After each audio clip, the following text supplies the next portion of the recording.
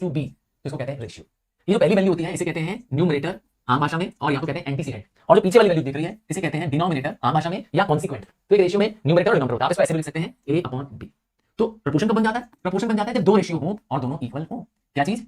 मैंने कहा दो रेशियो, जैसे c रेशियो d। अब एक रेशियो है a रेशियो b, दूसरा c रेशियो d। तो अगर ये दोनों इक्वल हो जाए तो मतलब ये जो c अपॉन d है इसकी वैल्यू और इसकी वैल्यू अगर सेम आ गई तो yes they are in proportion.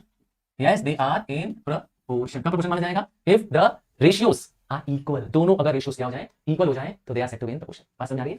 तो हमारे केस में a अपॉन b और c अपॉन d, ठीक है, ये दोनों की वैल्यू क्या हो रही है? इक्वल आ रही है। अज्यूम करके दिखाते हैं। तो 2/3 इज इक्वल टू 4/6। सही है? हाँ भाई सही है। इसको ऐसे भी देखा जा सकता है, आप ऐसे भी देख लीजिए a ratio b is equal to c ratio d। अब आप इक्वल टू निशान लगाइए, यहां प्रपोर्शन के बदले ऐसे दो बार रेशियो निशान लगाइए, दोनों अलग। अब आप इसमें जो बीच के टर्म्स होते हैं इनको कहते हैं मीन्स, बीच के टर्म्स को कहते हैं मीन, और आखिरी में दिए गए दोनों टर्म्स को कहते हैं एक्सट्रीम। क्या कहते हैं? एक्सट्रीम। एक्सट्रीम का मतलब होता है बाहर। तो अगर प्रोडक्ट ऑफ मीन करने पर, मतलब बीच के दोनों टर्म्स को मल्टीप्लाई करने पर, क्या चीज? प्रोडक्ट मतलब मल्टीप्लाई करना। किसको मल्टीप्लाई करना है? बीच के टर्म्स को। अगर प्रोडक्ट ऑफ मीन्स करते हैं, जो बीच के दोनों टर्म है बी और सी, अगर product of means is equal to product of extreme आ जाए, दोनों इक्वल आ जाए, तो भी इसको कहेंगे proportion. Yes they are in proportion. दोनों केस में सकते हैं, ठीक है। फ्रैक्शन इक्वल आ गया दोनों रेशियो तो भी आ जाएगा, और यहां तो product of mean is equal to product of extreme करते हैं। क्या क्या हो सकता है? हो सकता है कि आपको कहे कि फाइंड दी फोर्थ प्रपोर्शन। क्या करने के लिए कहे? फोर्थ प्रपोर्शन फाइंड करने के लिए कहे, तो आपको क्या क्या दे देगा? एक दे देगा, दो दे देगा, तीन दे देगा, चौथा नहीं देगा। ठीक है, कोई दिक्कत नहीं है, आप बड़े आराम से product of mean is equal to product of extreme solve कर दीजिएगा या फ्रैक्शन सॉल्व कर दीजिएगा। कभी-कभी आपको कहेगा फाइंड द थर्ड प्रपोर्शन। जब आपको थर्ड प्रपोर्शन फाइंड करने के लिए कहेगा, पर देगा आपको क्या? सिर्फ दो, a एंड d। तब आप कहेंगे थर्ड आएगा कहां से? तो जब थर्ड प्रपोर्शन कहता है तो थर्ड में इसको रिपीट कर देते हैं। तो आप इसको ऐसे कर देते हैं a ratio b is equal to b ratio जो वैल्यू फाइंड करनी है। बात समझ आया? जब थर्ड आएगा तो आपको इस सेकंड वाले रेशियो को रिपीट कर देना है।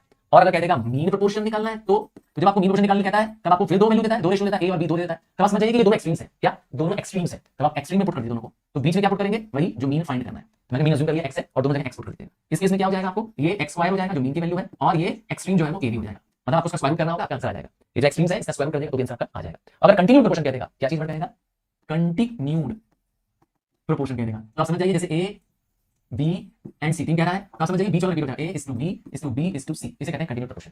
समझ आ गया? कंटिन्यूड में जो बीच वाली वैल्यू होती है, बीच वाला रेशियो होता है वो वैल्यू रिपीट होती है। क्लियर? समझ आ रहा है? अब आते हैं, जब हम लोग रेशियो की बात करते हैं तो अगर हम a ratio b is c ratio d, ये तो हो गया प्रोपोर्शन। तो अगर इसमें क्या होगा? आगे पीछे कर दें, b इज टू a और d इज टू c कर दे तो क्या होगा? तब इसका नाम हो जाएगा अल्टरनेंडो। क्या हो जाएगा इसका नाम? अल्टरनेंडो। और अगर a ratio b and b ratio c ratio d में कहेगा कि कंपोनेंट बनाना है, तो क्या करेंगे? तब आप इसमें +1 कर देंगे, मतलब a upon b +1 and c upon d +1। +1 करते ही ये कॉम्पोनेंडो बन जाएगा।